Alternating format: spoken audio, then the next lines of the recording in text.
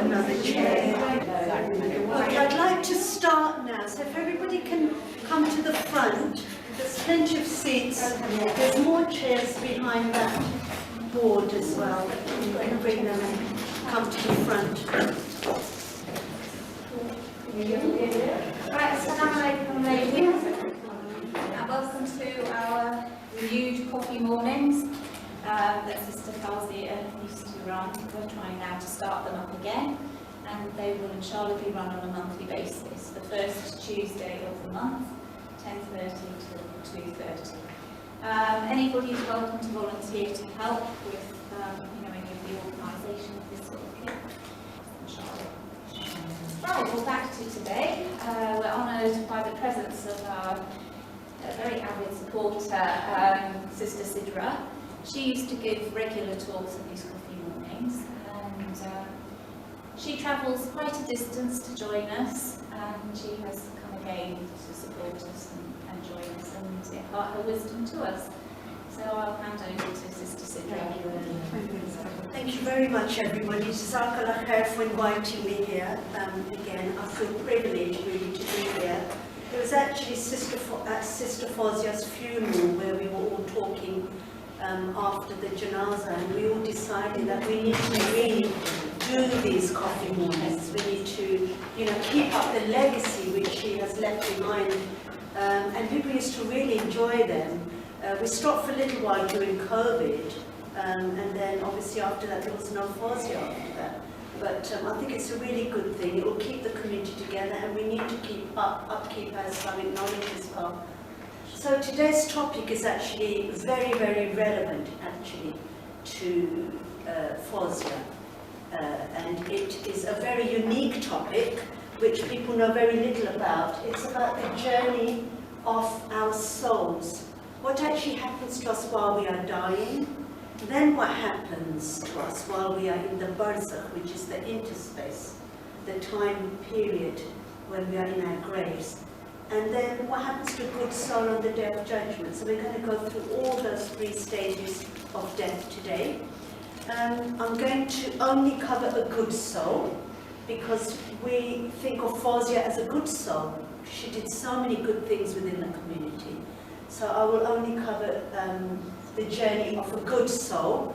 If you want to see after this the journey of a bad soul, then you can go on my YouTube video and you can see that one. I've done that one as well. Okay, so first of all, Islam was the first religion where it was compulsory that we believe in death. In the religions before, a lot of people, they don't believe in the afterlife. They believe you're just dead and that's it, that's the end of your life. But we very strongly, in our religion, we have to believe that there is life after death. And that's part of our 7 Iman al-Mufassir.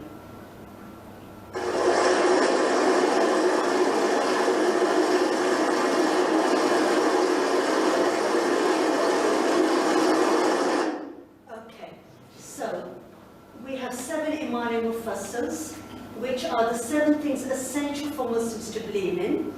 And the last one is the belief in life after death. And if we don't believe in that, then we are not Muslims, basically. That includes the life in the Barzakh, which is the interspace, our grave, and the belief in heaven and hell. Okay? We also believe, because it's related to today, that all good and bad is from Allah as well. We believe in destiny, so whatever happened to Fawzia, it is what Allah willed. We have to accept that, okay? If she died from cancer, that's what Allah willed for her to do. And she died very, very quickly. I mean, I just remember finding out 4 days before on the WhatsApp group, and I didn't even know she was ill, and within 4 days she was gone. So we have to understand that we have a time, a specific time, like Allah has a time for us when we are born. There's time when Allah has ordained when we are going to go. Okay? Right. So there are 6 stages to the life cycle of our souls. Can anybody tell me what the very first stage is. You can have a guess, it doesn't matter if you're not. What is the very first stage of our souls? Any ideas? Yes? And asking question in the graveyard. No. The very, look at the life cycle of your soul. Even before that. Did you know the conceiving part is the middle bit? Yes. No. Think of your soul. Right, let me go through the very first stage. That will give you an idea. So there are 6 stages to the soul. It's the very first cycle of your soul. Did you know when your souls were made? When Allah made Adam. So when Allah subhanahu wa ta'ala made Adam al-Islam, He made our souls. Okay? And we all bowed down to Allah and we said we're only going to worship you and nobody else. We basically took the first part of our shahada at that stage. Okay? And Adam al-Islam, he was shown all these nations, all the souls, we all made them. Okay? That's the first stage of the soul. Life in Allah al-Mahfuz. Allah created all the souls of the descendants of Adam and Hawa who were predestined to come to this earth. Everything about the universes and our soul before and after creation are documented and recorded in the tablet book in heaven. Okay? Then the second stage is what Fasila said. And Allah then chooses when He's going to drop you down to earth, and you choose your families in which you want to go in as well. You know that? You tell Allah, I like that family, can I go in that family? Okay? So the second stage is life in the mother's womb with all the constriction of the 3 darknesses it contains. That's the second stage of your soul. Okay? You can tell me the third stage now. What's the third stage? Your life in this world now. You are all in your third stage of your soul. This journey. Okay? And this is where you gain good and bad. This is the only stage where you can get good or gain bad, basically.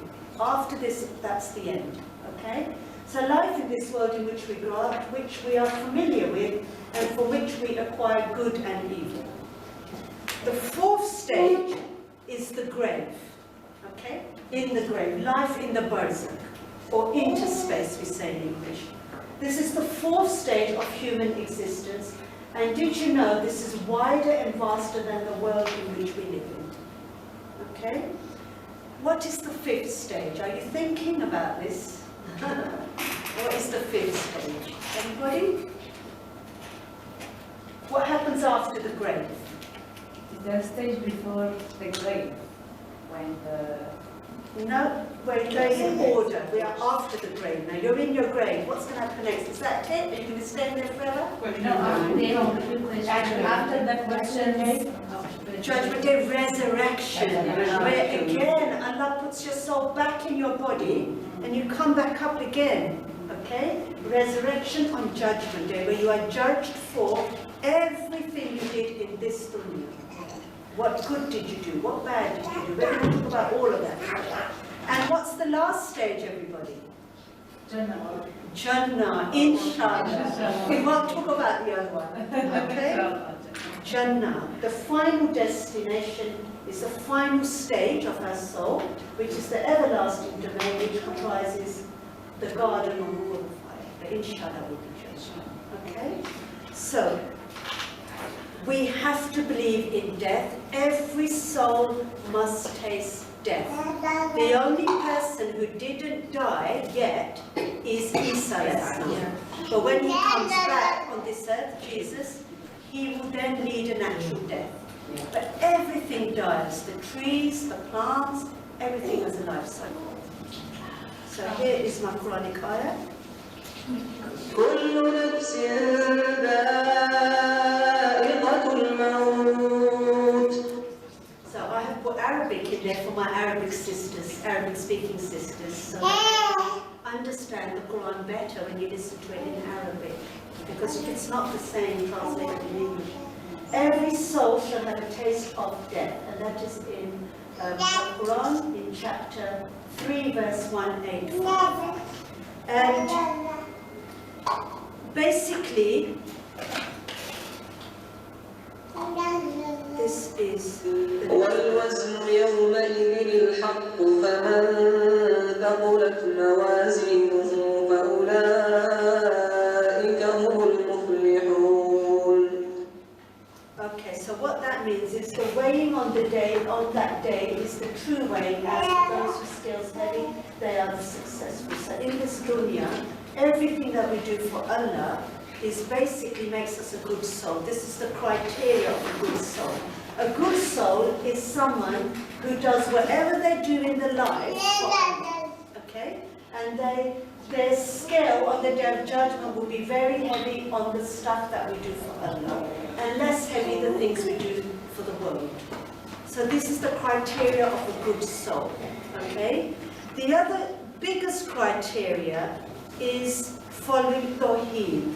Tawheed is the oneness of Allah, where we do not do any shirk. Everything is worshipping and doing everything for that one Allah alone. That classifies the good soul. Okay? Allah will forgive everything else, but not shirk. There is one thing Allah will not forgive. Okay? So what is Tawheed? It is the special belief in Islam alone. Did you know all the other religions? For example, Christianity, there's the Trinity in there. So it's not the oneness of Allah. And even in Judaism, sometimes they believe that Uzair is the son of God. It's in the Quran. No, but before, they all correct. They all believed in one God. They all did, but After it changed. the prophets, they changed their religion. They changed. And that's why Islam came, the final religion.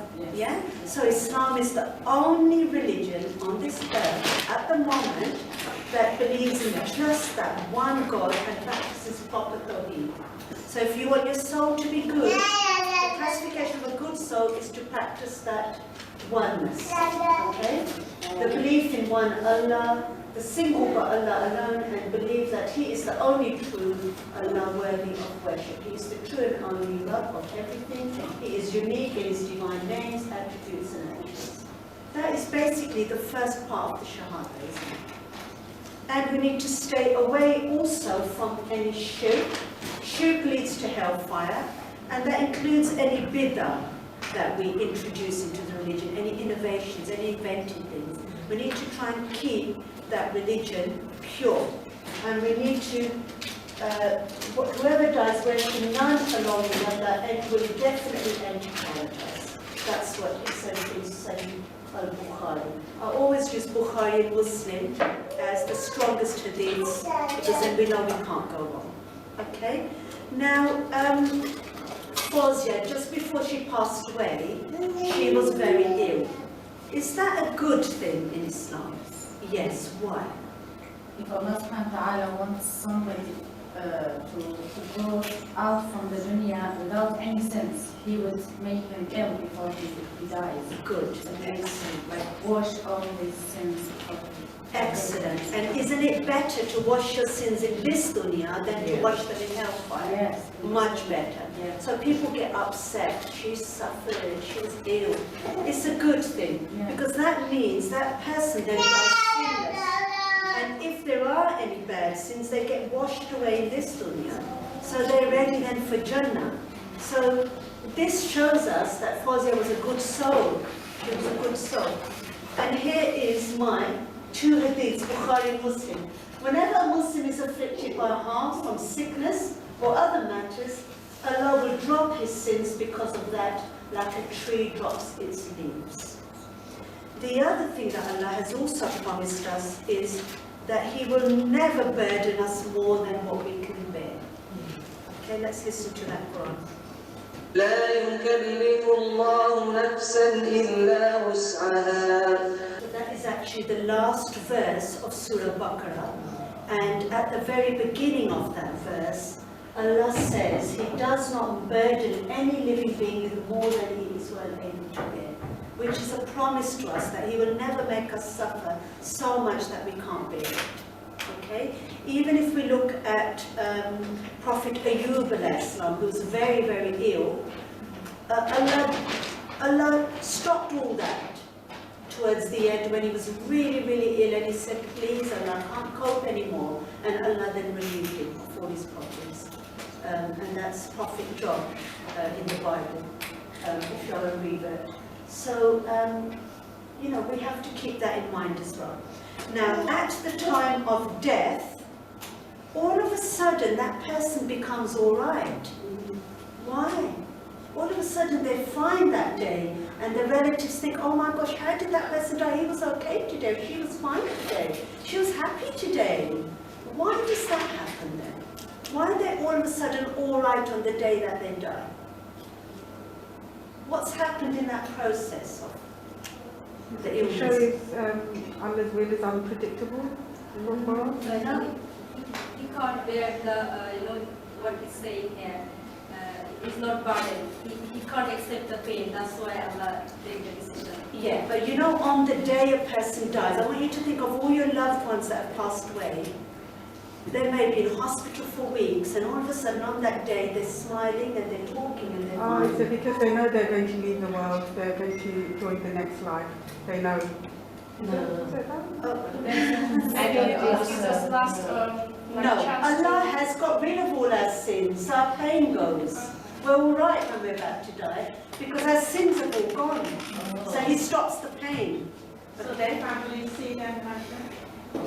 Yes, So the yes, families see them yes, yes, with good memories. yes, and they're fine, because Allah stops all that pain, okay? And some people, they do know, some people are more spiritual than others, and they do have this idea that they're going now. And a happy soul will be happy. They will be happy and say, don't worry about me, I'm going to be fine. You know, this has happened in so many cases. Don't worry about me, I'm going to be fine. And you know they knew, because all of a sudden they wrote the will the day before, or they gave their daughter their jewelry the day before. Yeah, my mother-in-law took off her rings and gave them to her daughter the day before she died. She said, I won't need these anymore. And the daughter goes, well, what do you mean? What do you mean you won't need them anymore? You're going to come out of hospital soon. And that night she passed away. So you know in your heart. And you salam to all the family who was there. Yes. Now, that's another thing that happens is, when they know, they go and they visit all their family to say bye. If there's anybody who they've hurt, they go and they ask for forgiveness. Please forgive me, because they know they're about to go. Their soul knows, okay? Sometimes, if you are close to that person, you will have a dream about them dying. I had a dream about my grandmother. I have a lot of these kinds of, you know, things. Honestly, I had a dream about my grandmother. The next day she died, and that night she was giving all her gold, dividing it out and giving it to everybody. And then when my dad said, oh, my mum's died, I go, oh my God, I just had a dream about her. I said, she was giving me some gold, Dad, you know. So when you're close to somebody, you may have a dream as well, okay? Now with a good soul, at the time of death, the La ilaha illallah, your shahada comes out very, very quickly. Very, very quickly it comes out, your shahada, very easily. With a bad soul, they forget how to even say it, okay? And there is no pain at all, either, with death. Very easily your soul is taken out. Assalamu alaikum. Come and sit down. We're on the part of death.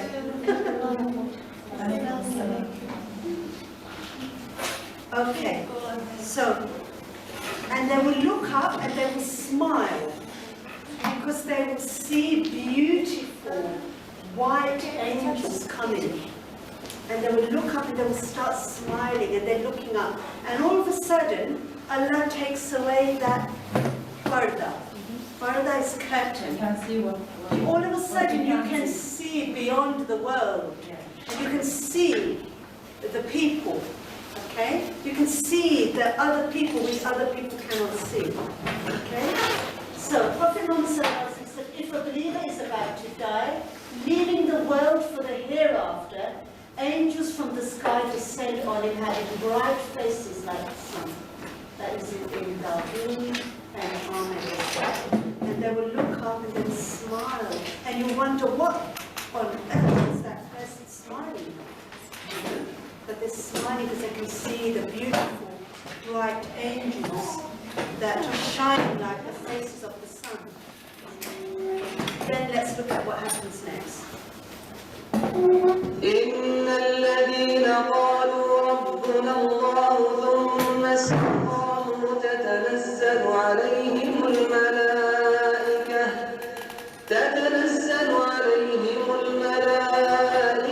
ألا تخافوا ولا تحزنوا وأبشروا بالجنة التي كنتم توعدون. So what does that say? Indeed, those who have said, our Lord's Allah, and then remained on the right path, the angels will descend upon them, saying, don't fear and don't grieve, but receive good tidings of paradise, which you were promised. We were your allies in this worldly life and also in the hereafter. And you will have therein whatever your souls desire, and you will have therein whatever you wish, as hospitality from the forgiving and merciful. And that is in the Quran, chapter 41, verses 30 to 32. So the person smiles. At that point, that person knows they're going to Jannah. Do they want to go quickly and leave the world? Yes. They say, take me quickly, I want to go now. They get really happy. And they couldn't care less who is on this dunya and who's going to cry for them. They couldn't care less at that stage. All they know is they're going to go up and they're going to meet Allah. They're going to go to Jannah. Wow! I've passed the big test Allah put me on this earth. Okay? So when the time of death of a believer approaches, he receives good news of God's pleasure with him and His blessings upon him. And so at that time, nothing is dearer to him than what lies ahead of him. He therefore loves meeting Allah, and Allah loves meeting him. That's in Bukhari, Sahih Bukhari. Okay? So at that stage now, your soul is going to come out, and the soul very peacefully and easily passes out of the body, like a drop of water which emerges from a water skin, says the Hadith, and the angels take hold of it. A believer praises Allah as his soul leaves from between his two sides and upwards. The believer's eyes follow the ruh going upwards. So when somebody dies, you will always see their eyes upwards, looking at the soul as it leaves the body. The eyesight actually follows the soul. Okay? And that is actually strongly documented in the Hadith. Salama reported that the Prophet Muhammad said, indeed, when the soul is taken away, the eyesight follows it. The person praises Allah as the soul is taken out. So if you listen to the last words, they may say, Alhamdulillah, and then they die. Okay? The soul is not left in the angel of death's hand more than a blinking of an eye. It passes it along. So Abu Hurairah reported that Allah's Messenger said, indeed, a dying person is witnessed by angels. If he were righteous, he, the angel of death, says, depart, O good soul, that inhabited a good body, depart in a praised state, and receive glad tidings of happiness, sweet aromas, and a Lord who is not angry. He continues to say this until it leaves the body. And the person will see that angel of death just for a split second. Okay? And very, very quickly the soul comes out, and it doesn't hurt the body, and beautiful things are said to the body as the soul comes out.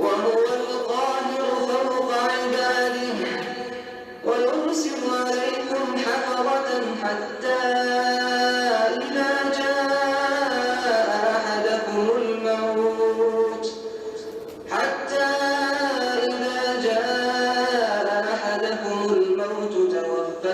رسلنا وهم لا يفرطون.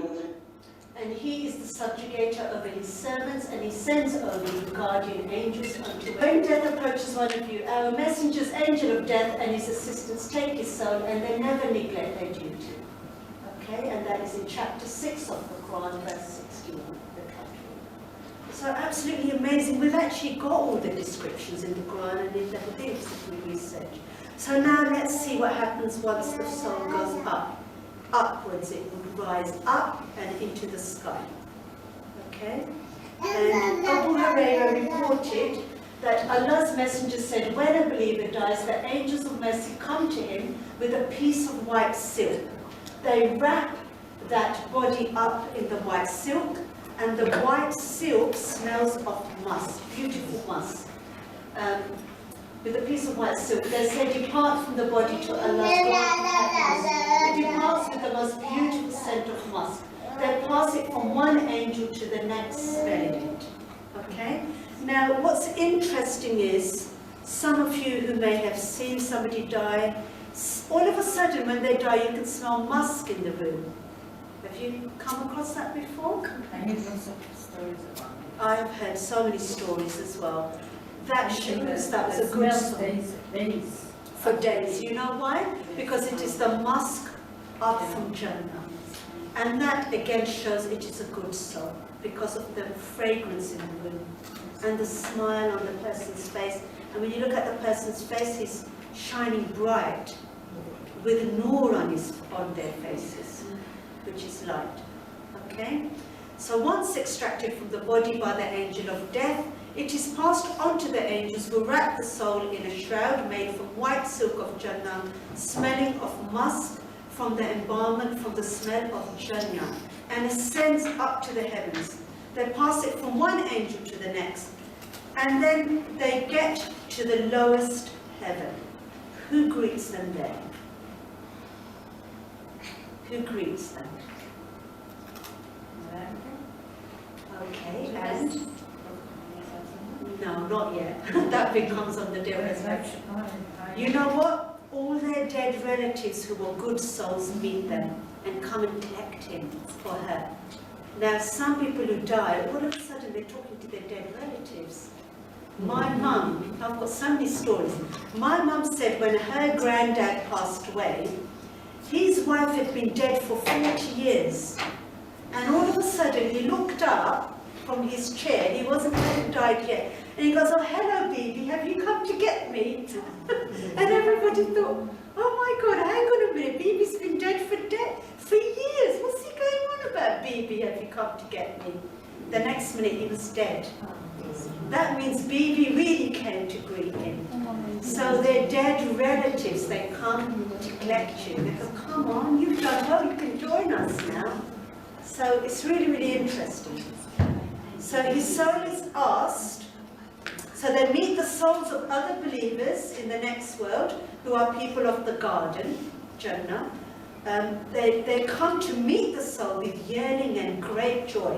They ask it about the condition of those who are still alive in this world. How is Auntie Bilqis and how's Uncle so-and-so getting on? Okay. And something really interesting is, the person may say, oh, Uncle Solomon passed away 10 years ago. And they say, oh, that's interesting, he's not with us. Where is he then? Where do you think he is then? In the fire. In the fire. Okay? So whoever is with them, those ancestors would have been good souls. That's what I'm trying to say. Okay? Also, his soul is asked, how is so-and-so? How is so-and-so? It will be said, let him rest. He's just come from the suffering of the world. So all of those lovely people who are happy, they are thinking of the world as a bad place. It's a bad place, really, the world. You suffer in the world. And they go, leave him alone. Stop asking him questions. Leave him alone. That's a suffering world, gently. Let him rest. Okay? So, I'm now going to put on a video which is modern science, which talks about death, and sleep is the sister of death. Do Did you know when you sleep, you go through the same process? Your soul leaves your body and goes roaming around, meeting other people and all sorts. I'll probably see Fozia in my dream tonight, I reckon. I said thank you to me. Right, so let me put that video on. Let's listen to this. Very interesting. Today we're going to look at why the Holy Quran decrees that death is when there is no brainstem function, not when your heart, lungs or other organs stop. To start, let's take a look at something that has been the stuff of nightmares and horror films for decades.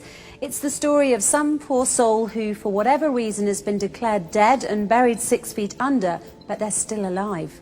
Now, if you think this story can only happen in a horror movie, you'd be dead wrong, pun intended. One look at recent stories right from the news proves it. A woman who gave birth 3 months after she was pronounced dead, another who was still alive when she was put into a body bag in the morgue and subsequently froze to death. Why do these horrific cases exist? Because of this alarming fact, there are no universal guidelines for doctors when it comes to declaring a person dead. Yes, you heard that correctly. Even among doctors, the definition of death isn't fully agreed upon. You're dead when a doctor says you're dead. A person can be pronounced dead if their heart stops, but they can also be revived in many cases. People can also be kept alive with machines, even though their brainstem has 0% functionality. In 2013, a study showed that in cases where CPR is used, it should be administered for at least 38 minutes. Because a person can still be revived for that amount of time with no lasting brain injury in many cases. But here's where the difference is, and it's very important. Once the brainstem permanently stops functioning, there's no way of reversing it. No matter what happens, that person's heart will eventually stop beating, even if a ventilator is used. The most important fact to remember about the brain is this: it bestows upon us the one thing that makes us truly human: consciousness. With that fact in mind, the irreversible loss of consciousness can and should be defined as death, and vice versa. Now here's another fact that might surprise you. When you sleep, your brainstem is inactive, and there are those who argue that sleep is also a loss of consciousness due to the inactivity of the brainstem effector neurons when a person is sleeping. The brainstem also becomes inactive when a person dies, causing a loss of consciousness as well. While they might seem like identical definitions, there's one difference. Loss of consciousness during sleep is reversible, while loss of consciousness due to death is irreversible. And it's for this very specific reason that doctors, when declaring a patient dead, should limit their declaration to the state of the brainstem and nothing else. In effect, as the Holy Quran pointed out 1400 years ago, sleep is like death and death like sleep. Verse 1, it is He, Allah, who takes your souls by night when you are asleep and has knowledge of all that you have done by day. Then He wakes you up again, that a term appointed, your life period, be fulfilled. Then in the end unto Him will be your return. Then He will inform you what you used to do. Verse 2, Allah, God, takes the souls at the time of their death and that which has not died in its sleep. He withholds that against which He has decreed death, but loses the other till a stated term.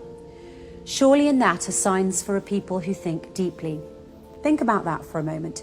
1400 years ago, the Holy Quran already had a specific, unquestionable definition for death, namely when the brainstem no longer functions.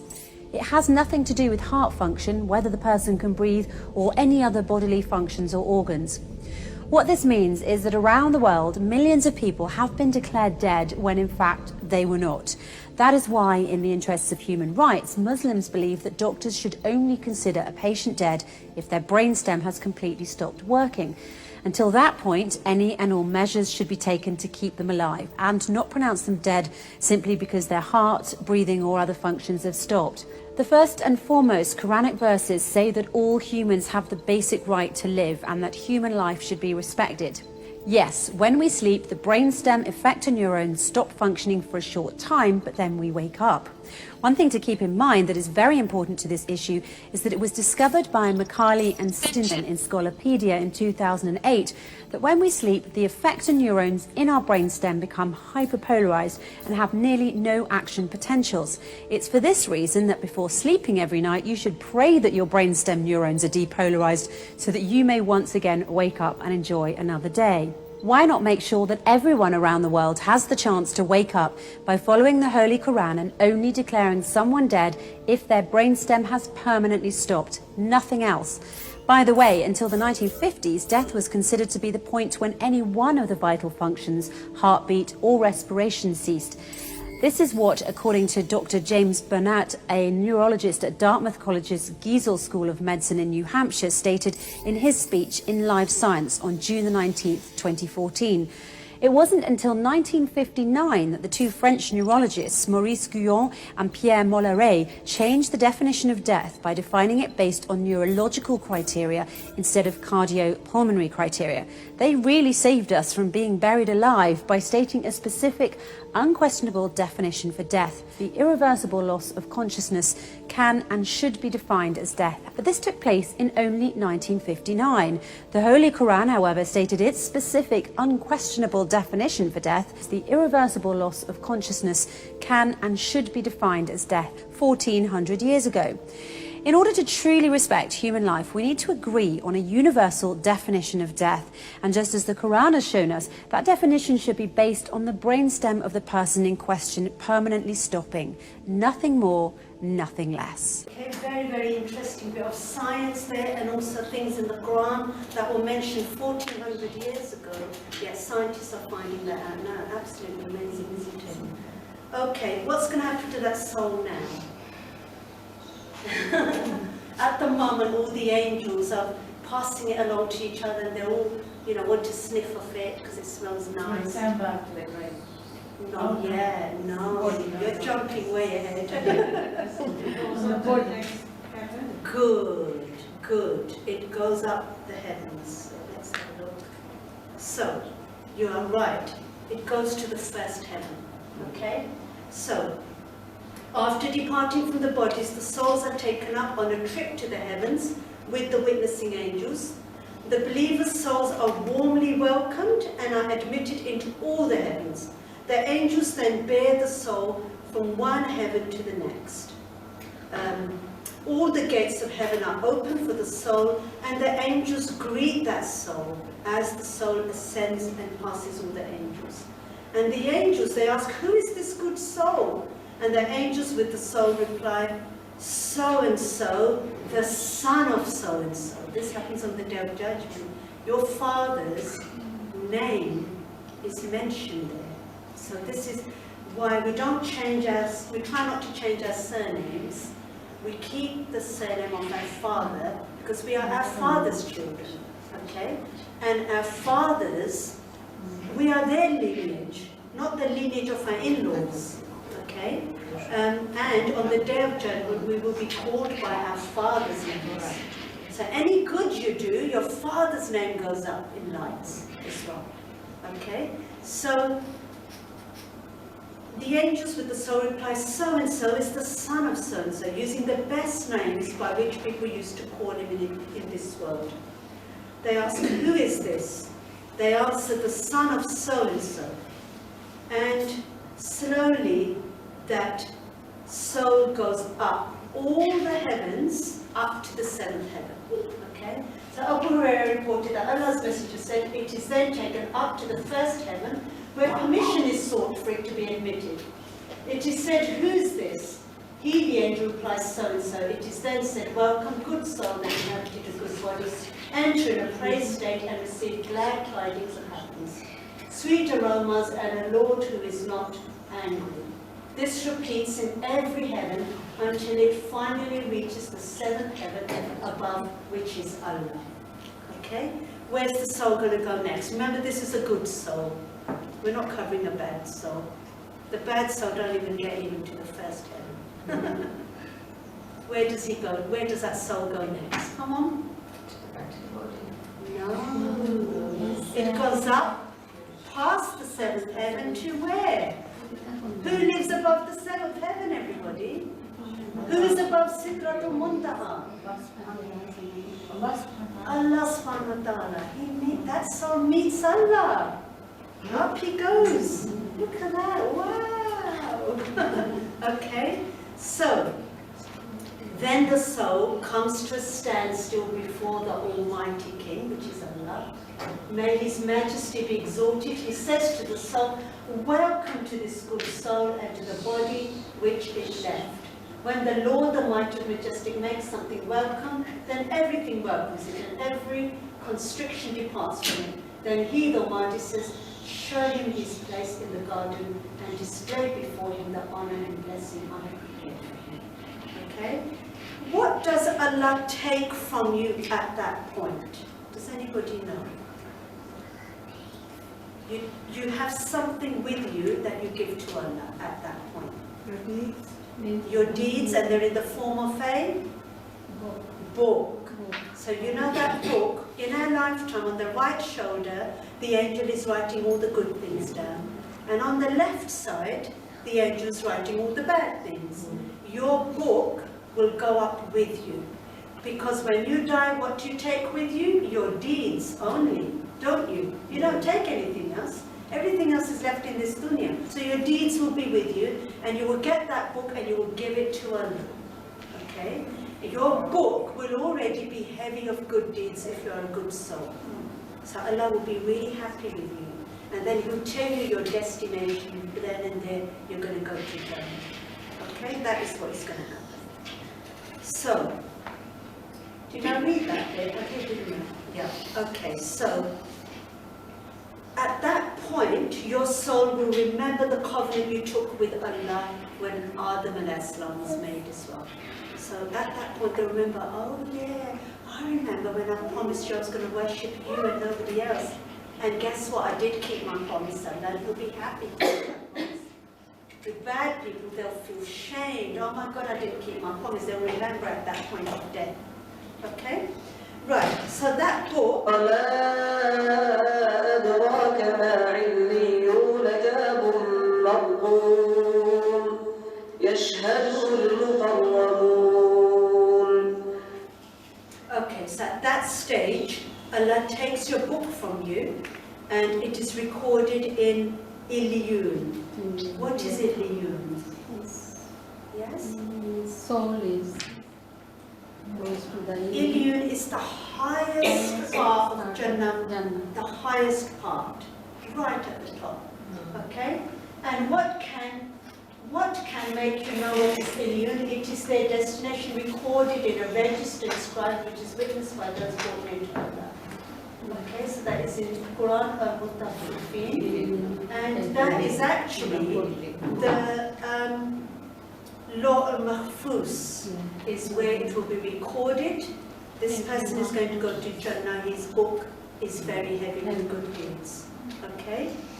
Now at that stage, if you're a normal person, you will come back down to earth to watch your own funeral. You will watch with your own eyes your own funeral. Okay? There are certain types of people who will stay up there. Does anybody know who those 5 types of people are?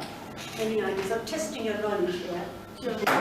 Children who are sinless, who do not need to go into the grave for any kind of experience. Okay? Anybody else? Shaheeds, martyrs, who have died for the sake of Allah. By the way, that does not include suicide bombers. Okay? Because they're not allowed. We mean innocent people who have been in war who have died for Allah. Okay? Other types of people, there's so many. One of them is someone who bypasses the grave stage by reading Surah Mulk every Jummah. There's so many. Okay, there's another one, it says in the hadith if they die of diseases from the stomach as well. There's lots and lots. Okay, but it's up to Allah to decide at the end of the day.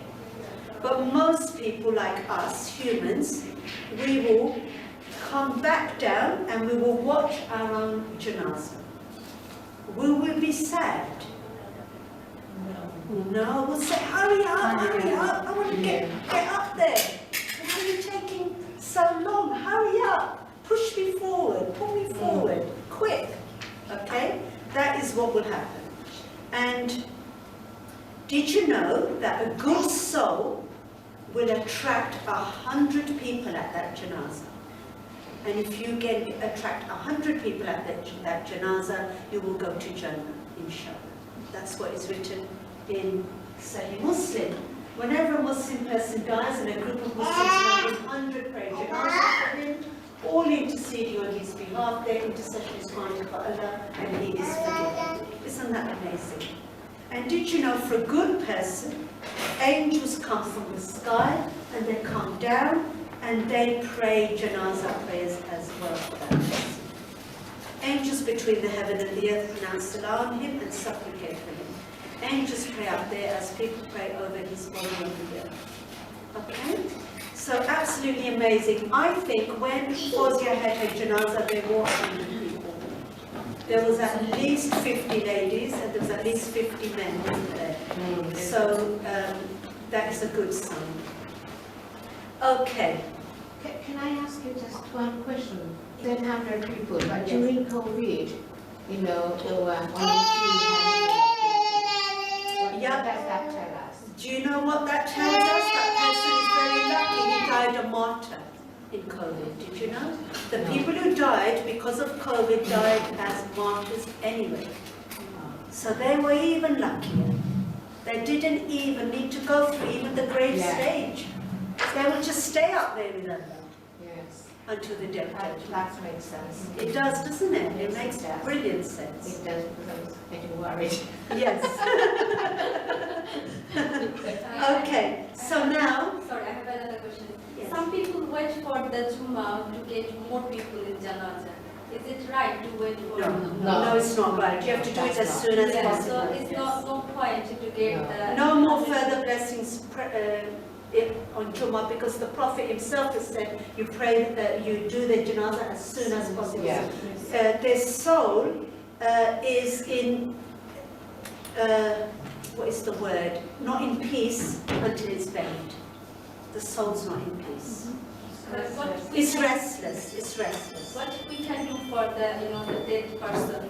I am going to come to that, sister. You're fast forwarding. We haven't even got to the grave. The poor thing's only just been wrapped up. So let's put her in the grave first.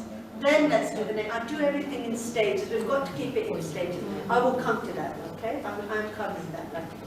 Right, so the body watches itself being washed and watches itself going down into the earth. From the earth did we create you, and into it shall we return you. Let's listen to the ayah. منها خلقناكم وفيها نعيدكم ومنها نخرجكم تارة أخرى. Okay, that's Surah Taha. And Anas who reported that Allah's Messenger sallallahu alaihi wasallam said, verily after a Ab is placed in his grave and his companions walk away from him, he can hear the echo of their footsteps. Abu Dawud. Now a bad soul will be crying, don't go, don't leave me, don't go.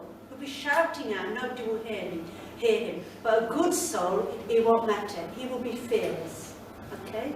So when the corpse has been placed in the grave, the soul inserts itself between the body and the shell, so that the questioning can then take place. Okay? So we are now, I showed you 6 stages of the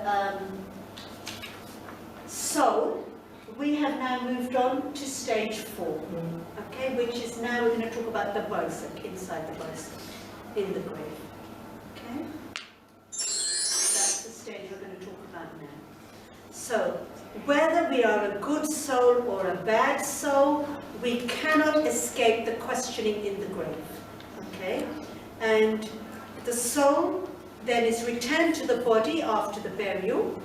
The soul will hear all the footsteps leaving the grave, and 2 fearsome, dread-inspiring angels called Munkar and Nakir visit the soul, and they ask it questions about the religion.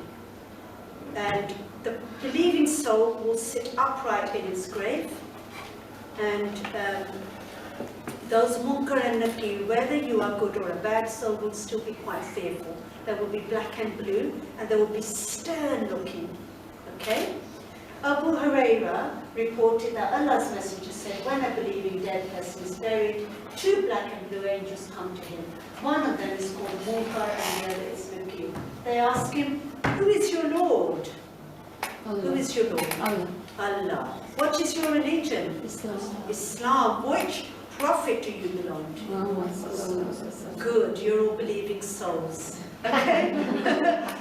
Did you know a bad soul, they won't be able to get their words out, they'll forget. They won't know how to say it. Okay? But a good soul will say it very nicely, very quickly and easily. And then they will see something really beautiful, a beautiful, handsome man with a bright face shining like the moon, with nice clothes, smelling beautiful. He will come into the grave. And the person in the grave will say, who are you? What will that person say? Who knows? Good deeds. Yeah, I am your good deeds. I'm your good deeds. I'm the Quran. All that Quran that you read, all those hadiths you read, are all your good deeds. So his good deeds take the form of a good-looking, nicely dressed and pleasantly smelling person. Okay? Isn't that amazing? And the person gets really happy. And they go, you know what? I'm going to have company now until the day of judgment. You know? And they get really, really happy. They already know they're going to go to Jannah. And then what Allah does is He opens a portal in the grave to show that person a glimpse of Jannah. And he can smell it as well. Amazing. So, Abu Huraira reported that Allah's Messenger said, his grave is then expanded for him to 70 cubits times 70. It is illuminated for him with light, and he is told, go to sleep. He says, let me return to my people to inform them about my good condition. He wants to go back and tell everybody, he wants to tell his children, you know what, guess what, I'm in Jannah. Why don't you do good deeds and you'll join me? But he's not allowed to go back to the dunya. Allah says, go to sleep, go to sleep. Okay? You're too excited. Go to sleep. He says, let me return to my people to inform them about my good condition, but they tell him, sleep, as does a newlywed person when no one awakens except the member of his family who is dearest to him. He sleeps just like that until Allah raises him from his resting place on the day of judgment. And we will go on that stage next. But I also want to tell you something else. To really make that person happy, Allah also shows him the place where he would have gone if he didn't do good deeds. So they will see a glimpse of Jahannam as well. And they will get even more happier. That, oh, I'm so glad I did all those good deeds. Okay? The next part now is a video of a recap so far. إن المؤمن إذا كان بانقطاع من الدنيا. The believing person, when he is about to depart from this world, to be detached from the world, وإقبال من الآخرة, and he is almost about to go into the hereafter, نزل إليه ملكان بيض الوجوه كأن وجوههم الشمس. 2 beautiful angels will come down from the sky. They have got beautiful faces full of light, as if their face is the sun itself. That's how much light they have. وَمَعَهُمْ حَنُوطٌ مِّنَ الْجَنَّةِ وَأَكْفَانٌ مِّنَ الْجَنَّةِ. They have perfume from paradise, and they have a shroud from paradise. Now to say the rest in English, inshallah, to buy ourselves time. And then they wrap him, and they place the perfume in him, and the angel of death is there. And he says to the soul of the believer, come out to a pleasure from your Lord, come out to a luxury that you are going to receive from your Lord. أَيَّتُهَا الرُّوحُ الطَّيِّبَةِ. O beautiful, pure soul. The Prophet ﷺ said, the soul of the believer comes out, or the angel of death takes it out in this way. Just like water spilling from a jug. Can you imagine water spilling from a jug? How does it spill out? You can see it. It spills out softly, smoothly, purely, beautifully. There are no obstacles in coming out. كَفِيِّ السِّقَاء. Or I don't know if you have it, I mean, Lebanese have this, and I think Turkish people have this. They drink with it like this, up, and the water sort of comes out of the nozzle. Have you ever seen that? It's got a nozzle that comes out. It comes out beautifully, huh? It's water coming out like a fountain. So it says the soul comes out as smoothly as that. What a description. And the 2 angels, they don't allow the angel of death to hold it for long at all. For as soon as they can, they take the soul off him, and they place it in this beautiful shrouding and perfume from Jannah. And they climb up with it into the heavens. And every angel that it passes by, because there are angels everywhere, on earth, in between the skies, as you're going, at the first level, everywhere. Angels are uncountable. And each time it passes an angel, or a group of angels, they say, Man hadhihi ar-ruh at-tayyiba? Whose beautiful soul is this? And the angels who are carrying it will say, Fulan ibn Fulan, so-and-so, son of so-and-so. بأحسن الأسماء الذي كانوا يسمونه بها, with the best names that he was ever called with on this earth.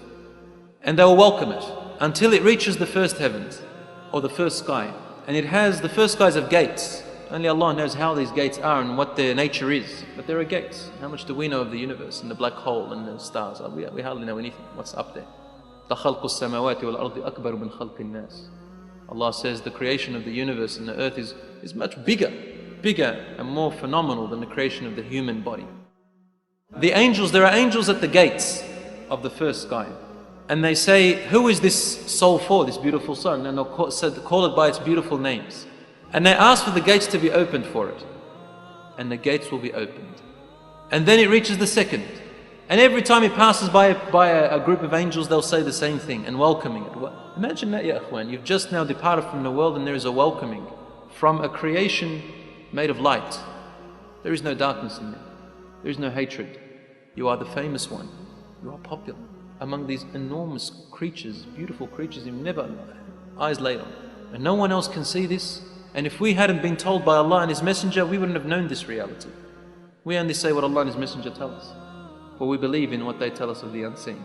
It says it reaches a point very high. In some hadiths it says that Allah subhanahu wa ta'ala says to them, take this soul so it can see its kingdom and its property in heaven. And then by the time the body is prepared for burial, the soul, Allah subhanahu wa ta'ala orders them to return the soul back. This is in the hadith of the Prophet sallallahu alaihi wasallam. I'm continuing. He says, take it back. فَمِنْهَا خَلَقْنَاهُمْ وَفِيهَا نُعِيدُ وَمِنْهَا نُخْرِجُهُمْ تَارَةً أُخْرَى. From the soil we created the body and to them. And to it we will return them, and from it we will resurrect them once again. Return the soul back to the body. It's going to be questioned in the grave. And they return it into the body. Prophet ﷺ said, then two angels will come to him. Munkarun wa nakir. Munkar wa nakir. It is an Arabic terminology of creatures that are unknown, unidentified, unknown. Munkar, meaning don't know what it is. Nakir, even more unknown. Munkar, nakir, one that has never been thought of or imagined. Nakir, another one that has never been known or identified. They're just different expressions the Prophet ﷺ gave. Munkar wa nakir. You cannot tell what they are. Their images is horrific. It's unbearable. And you can't say what they are. You just say they're creatures of some sort. Some of them will see them monsters. They are quite horrific, munkar wa nakir. They look the same for the believer and the disbeliever. But the difference is, for the believer, Allah says in the Quran, أعوذ بالله من الشيطان الرجيم بسم الله الرحمن الرحيم يثبت الله الذين آمنوا منكم بالقول الثابت في الحياة الدنيا وفي الآخرة. Allah subhanahu wa ta'ala strengthens and makes firm those of you who believe in Allah. Makes you firm in this life, in your iman, and will make you firm in the hereafter, meaning in your grave and in the day of judgment. You will not be afraid. So the angels will come and they will wake him up and say, Man Rabbuk? They'll ask him three questions. Man Rabbuk? Who is your Lord? وما دينك? What is your religion? وماذا تقول بالرجل الذي بعث فيكم? And what do you say about that man who was sent as a messenger among you? In another hadith, you probably hear about وما كتابك? What is your book? And he will say, my Lord is Allah subhanahu wa ta'ala. I believed in Him and worshipped Him. My religion is Islam, and the man is my prophet. I heard about him and I believed in him and followed him. And the angels will say to him, sleep or rest. Rest, for what is going to come is going to be better. O beautiful soul. And then he is told to look, or she is told to look to their left. And a little opening, a gateway is opened. And they see hellfire burning itself. Terrible, terrible place. And they will say to him, I don't know if it's Munkar wa Nakir or other angels that will be there. They will say to him, nevertheless, look at that. And the person in the grave moves away. says that is your place. That is your place. And Allah created that place for you. But because you chose to obey Allah subhanahu wa ta'ala, you have saved yourself from that place. You will never go in there. And they close it. See, Rasulullah told us that every person has a place in heaven or hell. And whichever one you hold on to is the one you earn. Then they open a door from the right. And he sees paradise, palaces, beauty, nur, undescribable beauty. And he loves it. And they say to him, this is what is awaiting for you now. You have earned it and you are going there. This is your kingdom. But as soon as he sees that, the Prophet ﷺ says, the person in the grave says, dua, makes a dua, says, Allahumma Rabbi aqim as-sa'a. Ya Rabbi aqim as-sa'a. Oh my Lord, let the world end. Let the world end hatta adhaba ila ahli wa mali. So I may go to my family and belongings in paradise. I want to go there. Please end it quickly. He wants the world to erupt so he can go there because of what he has seen. In another hadith, also sahih, where as they are in the grave, their grave opens up as far as they could see. And it is filled with a garden from the gardens of paradise. As the Prophet ﷺ told us, إِمَّا رَوْضَ وَالْقَبْرُ صُنْدُوقُ الْعَمَلِ, as the poet says, based on the hadith. And then he said, وَهُوَ إِمَّا رَوْضَةٌ مِّن رِيَاضِ الْجَنَّةِ وَإِمَّا حُفْرَةٌ مِّن حُفَرِ النَّارِ. It is either a garden from the gardens of paradise or a pit from the pits of hellfire. And a person comes to him and sits with the person in the grave. His face is full of companionship and lovely company. And you say to that person, who are you? For your face is the face that brings khayr. This is also in the hadith of the Prophet ﷺ. فَوَجْهُكَ الَّذِي يَجِيءُ بِالْخَيْرِ. Your face brings good fortune. It brings good news. You know, when someone comes to you with a smiley face and you say, wow, you know, my heart opened up. I love your company. You only say good things. You compliment me. You give me good news. Contrast that to a person who comes with a miserable face and you know that he's got bad news for you. This person comes to you with good news. And you say, وَجْهُكَ الَّذِي يَجِيءُ بِالْخَيْرِ. Your face is the face that brings only good news. And the person says to him, أَنَا عَمَلُكَ الصَّالِحِ. I am your good actions, your righteous actions. Look, you've turned me into this beautiful company for you. And he says, أَنَا لَا أُفَارِقُكَ أَبَدًا. I will never depart from you. I'll keep you company here, so you don't be lonely. In the hadith of the Prophet ﷺ, he says that Allah subhanahu wa ta'ala, one of the moments that he will be closest to his servant is when they are in the grave with no anis or jalis, with no companion of their family from this life. He will be very close to them to look after them. So when a person dies or passes away in your family or someone friendly to you, always remember that no one, a stranger has not captured him, he is not imprisoned, he is not kidnapped, but he is taken away by the most merciful Allah who created you and them. So he is in good hands. A lot of reassurance there really for everybody, isn't there? So it's all good things really. Now we're going to the question you asked about what can we do for that person while they are in their graves. Did you know anything good they've done in this world? If the people repeat that, say they have taught somebody something, say they taught you how to read Salah. Every time you read Salah, they will get the blessings even while they're in their graves. If they taught Quran to somebody and you read that Quran, then they will get the blessings every time. Even if they taught you how to read Salah or Salam, how to even say Salam. So, and then there's lots of other ways. So things like you can plant a tree in their name. Sadaqah Jariyah items are things like trees, giving a wheelchair in their name, making a well in their name, making a mosque in their name, giving somebody Quran in their name. Whoever then uses those facilities, that person gets the blessings right into the dev. Okay? So there's a tree there. Allah's Messenger, peace be upon him, said, upon death, man's deeds will stop except for 3 deeds, namely a continuous charitable fund. And those are the things I explained to you about. We have got one Quranic ayah. إِنَّا نَحْنُ نُحْيِي الْمَوْتَى وَنَكْتُبُ مَا قَدَّمُوا وَآثَارَهُمْ وَكُلَّ شَيْءٍ أَحْصَيْنَاهُ فِي إِمَامٍ مُبِينٍ. So I was just telling you, anything good the person did, if you continue that legacy, and it tells you that in the Quran, we record that deeds which they have put forward and their traces, that which they have left behind. That's in the Quran, Surah Yasin. And any knowledge. that they left behind.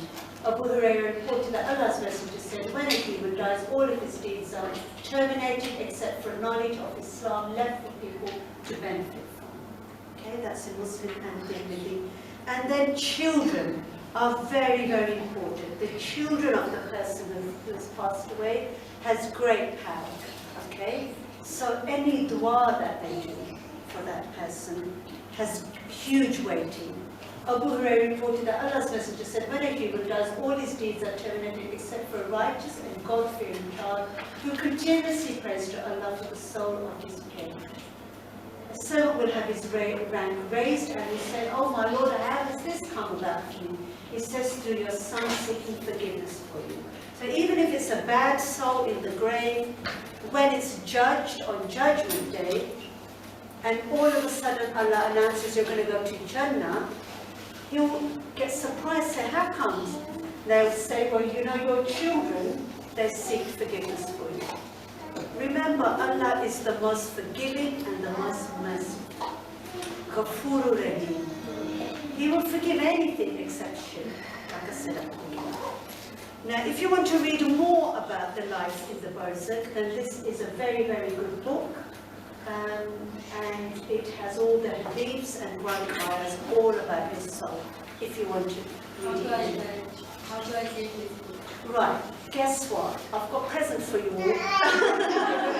I have got a PDF version of that book, and I will post it today. When I post this link out, I will post it under there as a present for you all for coming on the CICC groups, the two Colchester groups, and you'll get it as well. Okay? So you will get that book in PDF, and then you can even email it yourself and read it from your laptop as well. Okay? Brilliant. Right. Now we're going to the last stages of your soul, which is resurrection. The final stage. Not the final stage. The final stage is you're going to go to Jannah. So we're talking about resurrection. Okay? Very, very quickly. And you're waiting. While you're in your grave, you can't wait. You can't wait to be resurrected. You just can't wait to get to Jannah. And that time goes so quickly. You'll just sleep for a little while and then you'll hear the trumpet and you'll be out. Okay? For a bad soul, that time takes years and years and years. Okay? So, when the trumpet happens, then from your coccyx bone, remember us Muslims are buried, our coccyx bones will still be there, and it doesn't get disintegrated into the soil. From there, we will come out and get drugs. Okay? All of the children of Adam will decay except for the bone of the coccyx, tailbone, and from it he was created, and by it he will be reconstructed. And as Muslims, we have to believe in this. It's part of our being that we believe this day will happen. And when we come out, our faces will be shining like the sun, full of nur. Some faces that day will be radiant, looking at their Lord. Okay? And that is in Surah Al-Qiyamah, and it talks to you about the believing soul, that their faces will be lit up. Also, if you're a good person, you will be shaded, because the sun would have come really near to the earth. The sun would have broken from its orbit. That is a lecture of its own, which I may do here if you want me to, the end of the world lecture, where the sun breaks from its orbit and comes right near the earth, and it's right near you, and the bad soul will be drowning in their sweat. But a good soul will be kept cool, because they may be one of these 7 people who Allah shades on the day of resurrection. A just ruler. Obviously, that's not going to be Donald Trump or Boris, is it? We mean a just ruler like somebody like Dhul-Qarnayn or Prophet Solomon when he was a king. He was a just ruler, wasn't he? Okay, or Dawood al-Islam was a just ruler. He was a king as well. We're talking about people like that. A young man who grows up worshipping his Lord. Now, they always refer to men, don't they? Women as well. Some women say, oh no, we're not one of those, it's only to do with men. No, it's women as well. So if in our younger days we're practicing the religion, right in our bad teenage years, when we are liable to do bad, then it's a really good thing. We may be shaded on the other one. A woman, let's forget the man today, a woman whose heart is attached to the mosque. You know, someone who always goes to the mosque, cleans up the mosque, always in there, looking after the mosque. Maryam was one of these ladies who lived in the masjid, didn't she? Okay. 2 women who love and one another for the sake of Allah and meet apart on that basis. Alhamdulillah, why are we all here today? We all love each other for the sake of Allah. We're all here for Islamic things, aren't we? A woman, okay, a man who is called by a woman of rank and beauty and says, I fear Allah. So people like Yusuf al-Islam, for example. A man who gives in charity and conceals it to such an extent that his left hand does not know what his right hand is doing. So there's another one. A woman who remembers Allah when she is alone and her eyes free. Allah likes women when they cry. So cry in your salah.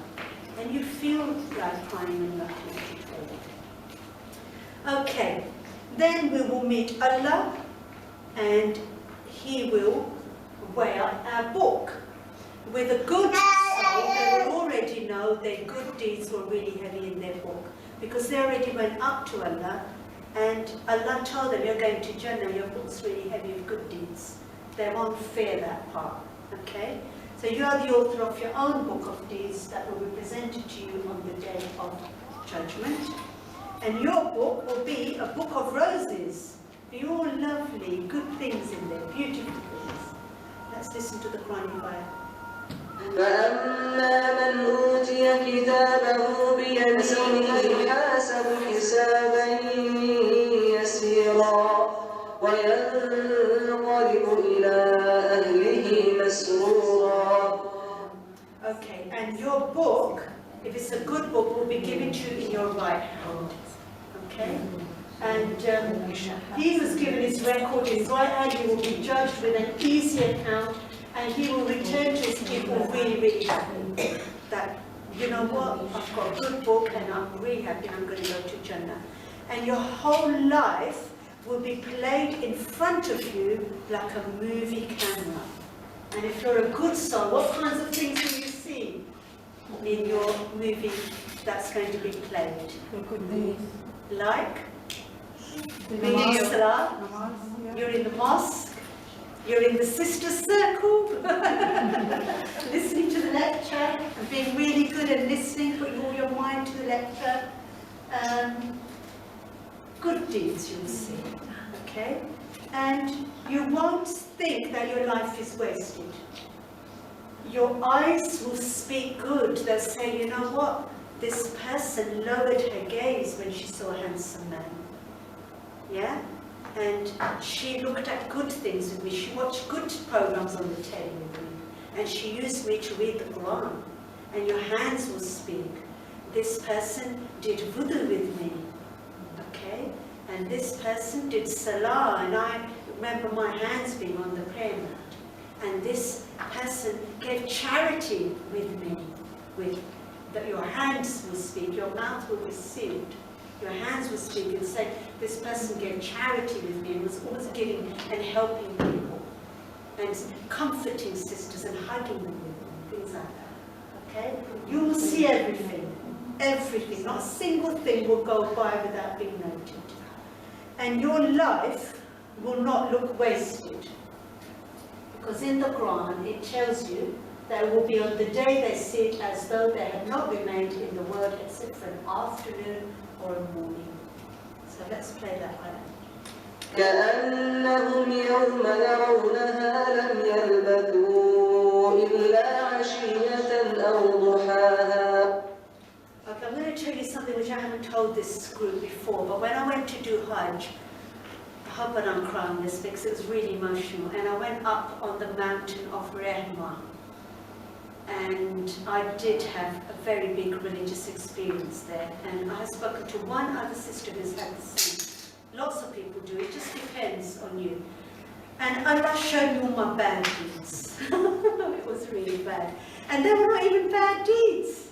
There were things like me parking on a yellow line. And me at school, when I used to work in a school, I remember taking a paper and putting it in my bag. Or a pencil, I'll take that as a freebie. And it wasn't mine. And Allah showed me all my bad deeds. And when I was a teenager, He showed me all my long hair out. You know, things like that. And after He showed me everything, He said, He wasn't talking to me, but the thoughts were so strong, they were coming in my mind. And after each sin was shown, I said, please Allah forgive me, and then He showed me the next sin. And I said, please Allah forgive me, and then He showed me the next sin.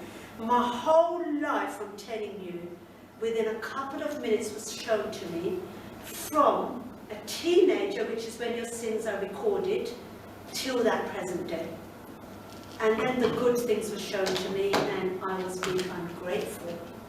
So Allah said, I sent you to that school to do a talk on Islam, and you're being ungrateful. You're saying you're too busy, and I gave you the knowledge to teach Islam, and you are saying you are too busy. It was like I was feeling guilty and really bad. And I cried and I cried and I cried. He said, the so-and-so place, the radio show that asked you to go in, I sent you for that. I sent you on 7th grade. I sent you to that school. I sent you to talk about Islam. And you are saying you're too busy. And I said to Allah, I will never say that ever again. I will go wherever I'm called. And that's why I'm here today. And every time I talk about that, I start crying because it's still so fresh in my mind. This is why people say to me, how comes you do so much? You've got a family, you do this and you do this and you do this.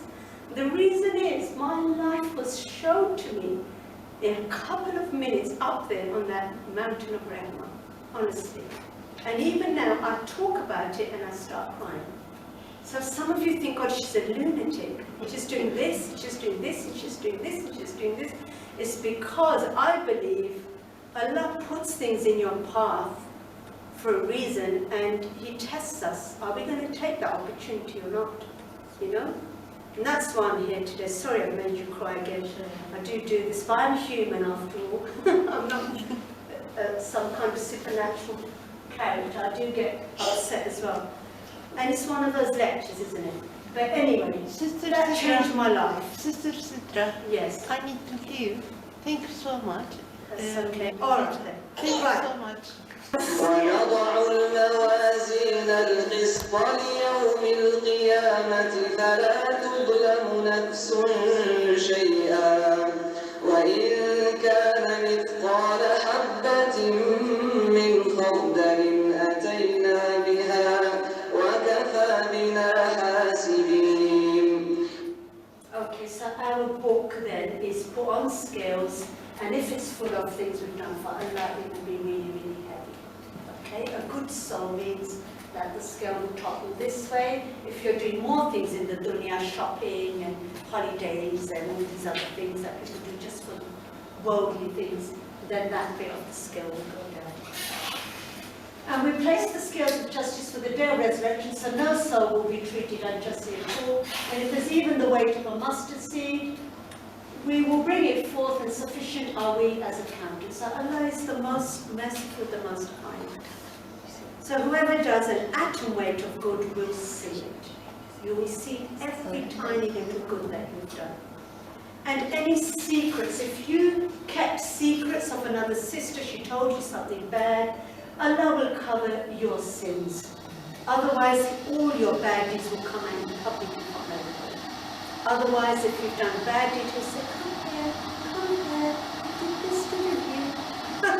You'll be very, very gentle, because you covered other people's sins, okay, in this world.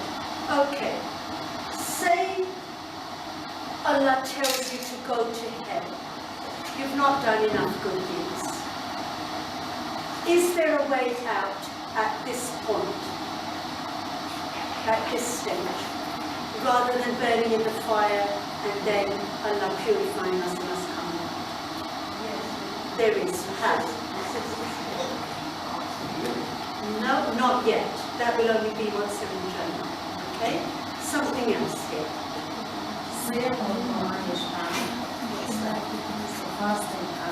No. You haven't done all that. You're bad. You haven't fasted. Is there a way out at this point? As long as you haven't done shirk. No. Shaheed also. Is it something with children? No. Who is our Savior?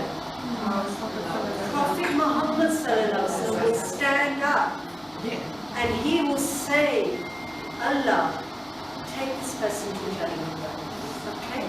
This is in the hadiths. It's not too late. Because the first part of Shahada is Allah, believing in Allah. The second part is believing in Prophet Muhammad. So Prophet Muhammad said on the day of resurrection, I will intercede. It's called intercession. Very important concept in Islam.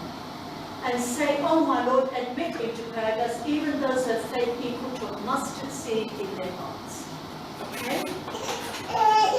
The first person to enter paradise will be Prophet Muhammad, followed by other prophets, then the believers from the nation of Prophet Muhammad, then the followers, the believers from other nations. So Muslims will be the first people to enter paradise. Okay? We Muslims are the last to come, but we will be the foremost on the day of resurrection. Okay? Now I've got a video about all of this, and then we will talk about how the Prophet leads us to the river, and we will drink from it, and then the Sirat bridge and everything. So let me put on this video next.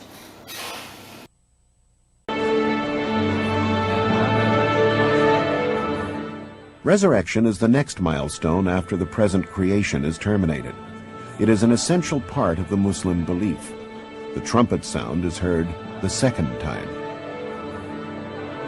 All the dead people from Prophet Adam to the last day will be brought back to life, and this process is known as resurrection.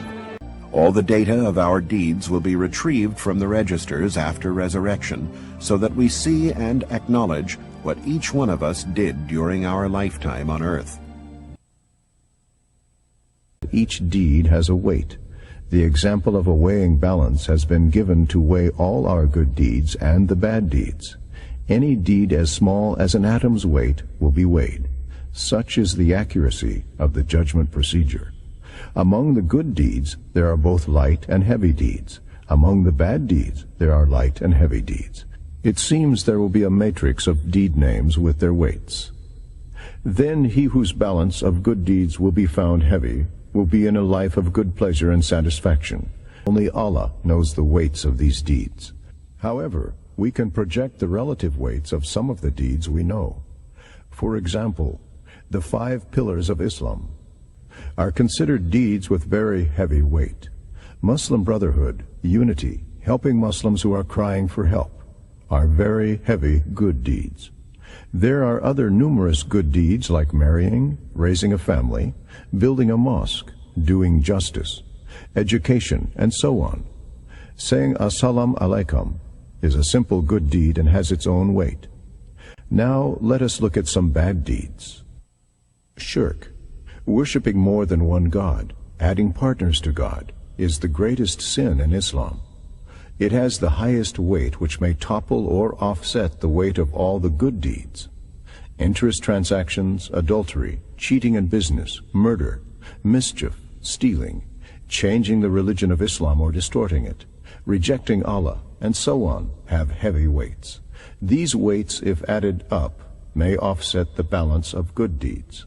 However, it must be noted that the final judgment is up to Him. He would forgive anyone He pleases. But we must not take any chances. We must pray for His forgiveness. Sorting. On a mighty day, a day when all mankind will stand before the Lord of the worlds. Quran Surah 83. The people will be sorted into 3 categories on the day of judgment as per the Holy Quran. 1. The companions of the right hand, These are righteous people who will be happy. 2. The companions of the left hand. These are the evildoers who will be in great agony. 3. Those foremost in faith. They will be the nearest to Allah. The Holy Quran further states, anyone who is given his book in his right hand will be called to account with an easy reckoning and return joyfully to his people, while anyone who is given his book behind his back will appeal to be blotted out and will roast in the blaze. The judgment for each soul will be rendered by Allah only. However, after judgment is rendered to the sinners for hell, an appeal procedure will be adopted before Allah to forgive the sinners who basically believed in Him as one and only God with no partners. This procedure is known as intercession. As you may know, intercession will be done only on the day of judgment, after the judgment is given by the Almighty. Allah would have granted permission to some whose statements were acceptable to Him. Who will be the intercessor for the Muslim sinners? The Hadith answers this question very well. Allah's Apostle said, "They will come to me, and I will ask my Lord's permission, and when I see Him, I will fall down in prostration to Him, and He will leave me in that state as long as He will, and then I will be addressed. Raise up your head, O Muhammad. Ask and your request will be granted, say, and your saying will be listened to. Intercede, and your intercession will be accepted. Then I will raise my head, and I will glorify and praise my Lord. With invocation He will teach me, and then I will intercede. Allah will fix a limit for me, only a certain type of people for whom I can intercede, and I will take them out of the hellfire and let them enter paradise." Sahih al-Bukhari, Volume 6, Hadith 3. Very, very interesting video, and that explains all the intercession part. And then we will follow Prophet Muhammad sallallahu alaihi wasallam. He will go and he will drink from Al-Kawthar, which is the river in paradise. It comes all the way down, all the 7 heavens, right down to that area where the intercession will take place, and we will drink from it.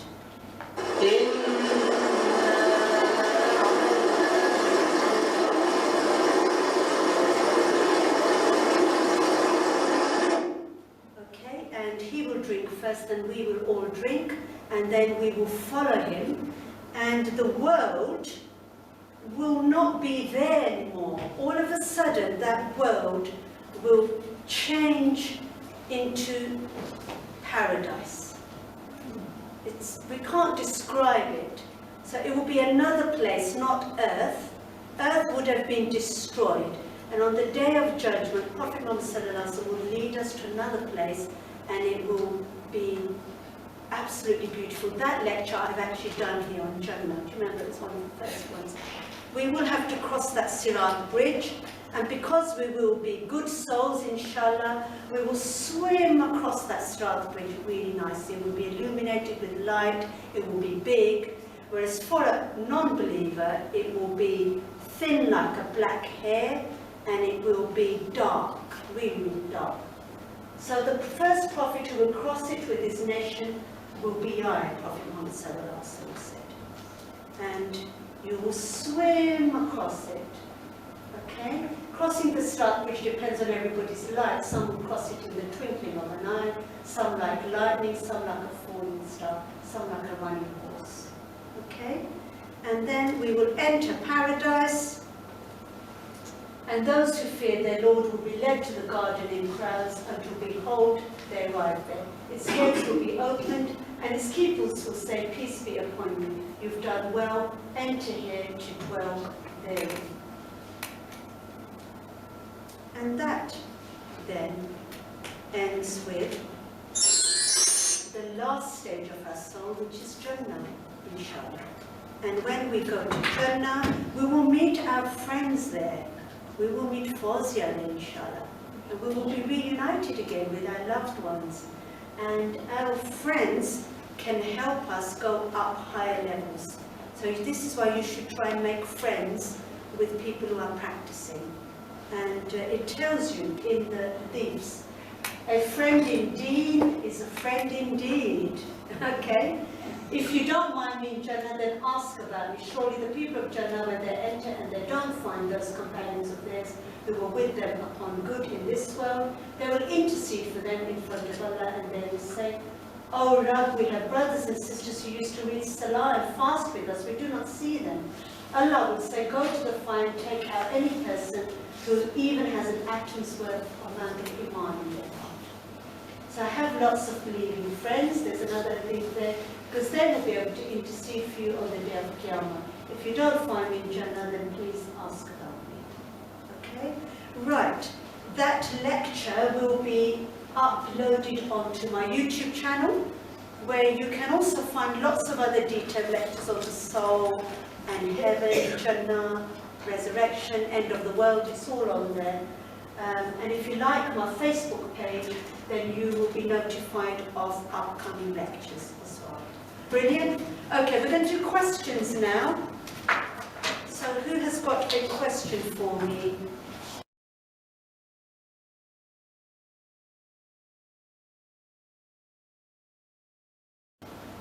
Sister Sidra, you mentioned about the scale. Yes. You had your good deeds on one side and your regular things like shopping and holidays on the other side. Yes. But surely the other side is sins, and you're not going to have to go to hell if you decide to go shopping. No, you're not. Now that's a very, very good question. A lot of people ask me that question. When you do anything that is worldly, yes, if you connect it with Allah, you can't go wrong. Okay? So for example, say you're going out for a meal in the restaurant, okay? You can in your mind say, "I'm eating this, I can become stronger and do more ibadah for Allah." Yes? When you're reading a book, you can say, "I'm reading this book so that I can spread the knowledge and I'm going to tell so-and-so about it. Or I'm going to teach somebody about it." Okay?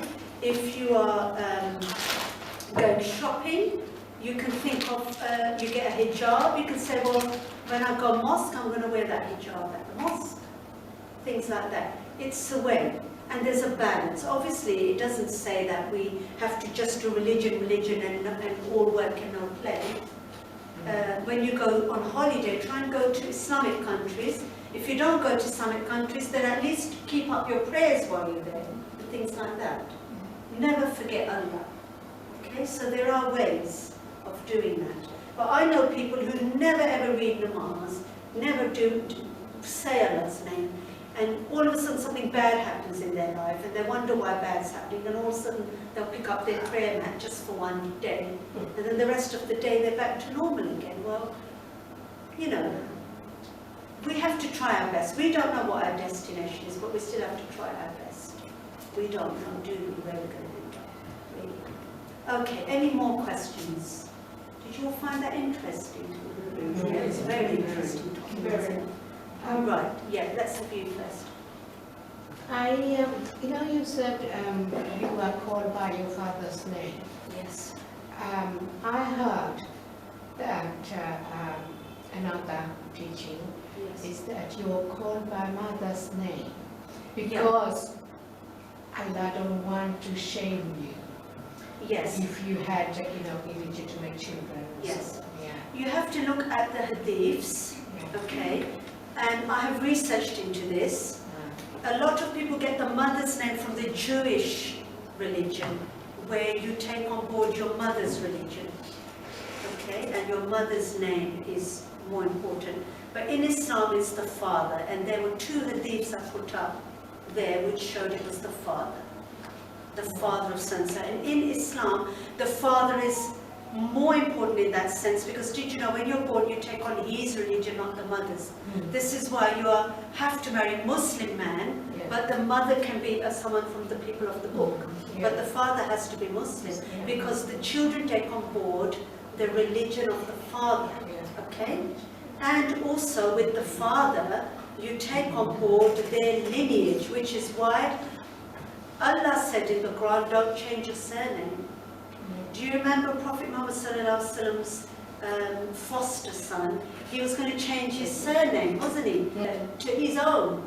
And Allah sent the ayah down and said, no, Do not do that. Take the father's name and put that on. And even Khadija radiallahu anha did not change her surname. She kept it the same. Even though the Prophet's got such a big name, she kept it as Khuwaylid, didn't she? Okay. Right. Did you have a question? I had a question. Yes. People like the nurses and the doctors who are non-Muslims, what happens to them? Do they go to Jannah? Okay. First of all, it's completely up to Allah. He decides. Okay.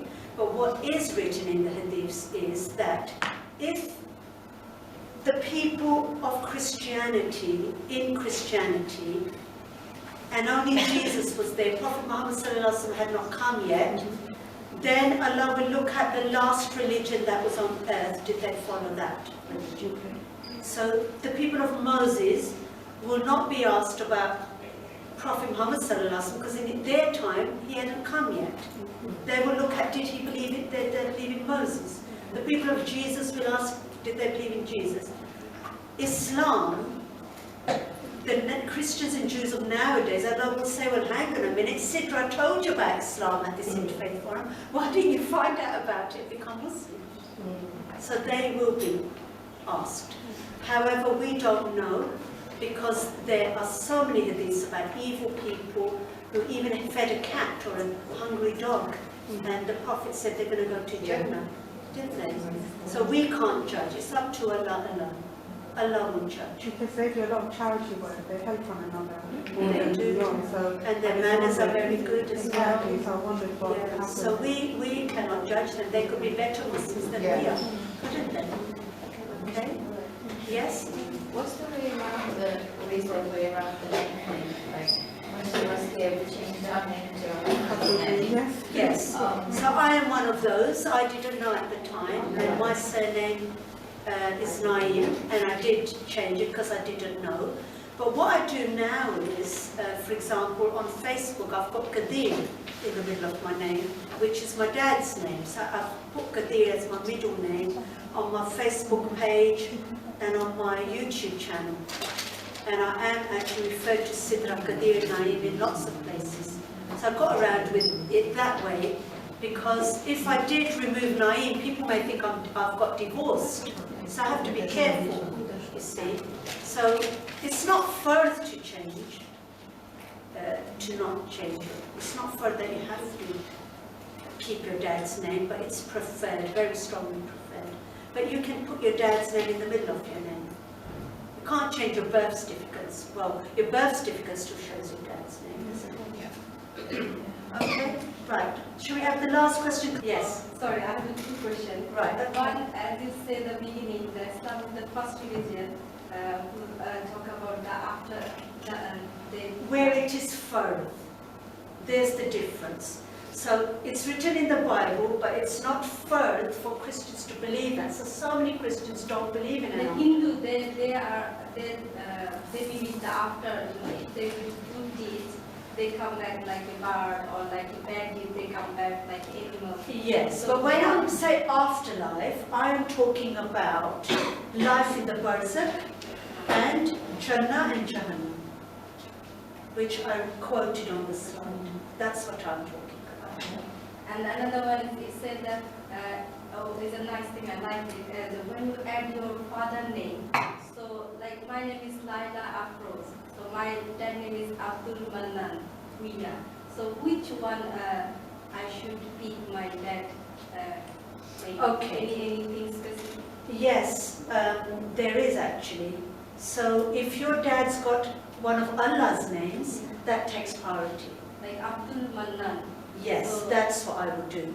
Because Abdul means servant of, and the other word you used is one of Allah's attributes. Manan. Yes. So I should pick the Manan Yes. or Abdul?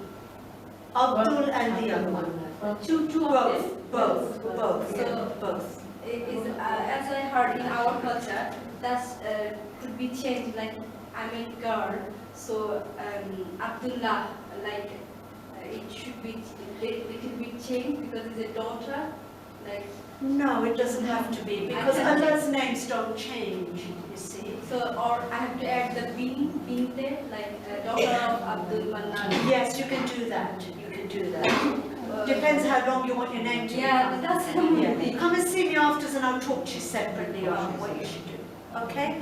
Right. I want to, yes, Alex? I just wondered, you said about praying for the deceased parents. Yes. How about if those parents are non-Muslim? Yes. You know what? I have come across this question before, and we cannot assume that they won't go to heaven. They may be better than us. Okay? It's up to Allah to decide. And there is no harm at all in you praying for them to Allah. Yeah, so we can pray, yes, we can pray to Allah for our deceased parents who may not have been Muslim, but it's up to Allah in the end. He will decide whether to forgive them or not. But prayer changes destiny, doesn't it? Have you heard of that phrase? Your prayers can change your destiny. They can. There is a condition that to enter paradise you have to believe in one God. I said that already. Shirk is one thing that will not be forgiven. I have forgiven. asked about that as well. But I get a question from you. Yes. That you have to believe in Allah subhanahu wa ta'ala, but we don't believe in Muhammad sallallahu alaihi wasallam. Yes. When I asked for a fatwa for this, they said Shahada has to be completed. So it's not enough to believe in one God only. If you're going to be a Muslim, then you have to believe in both. The Shahada is together. You believe in Allah and you believe in Prophet Muhammad. Because when you die, the Shahada is asked, is it not? Yeah. Who is your Lord? Allah. Who is your Prophet? Muhammad. That's right. Yes. So that is. To pass the test is the complete Shahada. Yes. It is, of course, for us Muslims, definitely. We can't enter if we don't believe in Allah subhanahu wa ta'ala, I think, according to the ayah in the Quran, وَمَنْ يَبْتَغِ غَيْرَ الْإِسْلَامِ دِينًا فَلَا يُقْبَلَ مِنْهُ. If a person chooses another religion, no, we Allah subhanahu wa ta'ala will can't. not accept Yes. from him. But the sister asked about her relative who was not Muslim. Well, ask, as you said, but we have to make this. For us, we have to. Yes. Yes. Okay, any more questions? Because okay, let's have Gabriella. Gabriella, is that right? Gabrielle. Does it matter whether you're buried or cremated? Yes, it does. In Islam, we bury. We believe the soul can feel pain. Okay? And we're not allowed to distort our bones and things. And we bury because we also believe from the coccyx bone we will be resurrected. Okay? And cremation is a pagan concept. So original Christianity, Catholicism, for example, they bury. Okay? And Judaism, they bury as well. So this burning culture came actually from Hinduism and pagan cultures. And it distorts and it huge pain to the soul. And we don't know that coccyx bone may have got damaged in the heat, and how do you know you're going to be resurrected properly? So we always bury. For Muslims, we have to bury. We do not cremate. Okay? Good question. Can I add on her question? In my knowledge, as far I know, if the person becomes a Muslim, then she or he can recommend her in the Jannah. He can recommend their relatives. We could, but it's up to Allah, because we also know Ibrahim alayhi salam, his dad was an idol worshipper, and he wanted to pray for his dad, and Allah got angry, didn't he? And Allah said, no, you can't ask for him to come to Jannah, because he was an idol worshipper. So we know that as well. Yes. I'm sorry, it was the uncle. Yeah. No, but Ibrahim alayhi salam did. I said also, when Prophet Muhammad wanted to intercede for his uncle, he told him not to. That's right. Because he had a chance. Yes, because he had a chance, because Islam was in front of him, it was happening in front of him, all the miracles. And he was stubborn, you see. Right, last question, because we are going to be here forever. I also want to do memories of Fawzia. So there was another question over here, wasn't there? Yeah. she wanted to know, it's going back to prayer for that. You recite Quran and things, and then you do prayer, munajat, and dua, and you say it, I've done this prayer and I want to give that reward to my parents and my uncles and my grandparents. Yes, and that's like that. not Is really, that- no. Yeah. No, your own deeds are your own deeds, okay? Only the children can pray that. And that is where our community goes wrong. There's so much bigger, okay? Only your good deeds are your own good deeds. You can't transfer your good deeds to other people, okay? And only your bad deeds are your own bad deeds.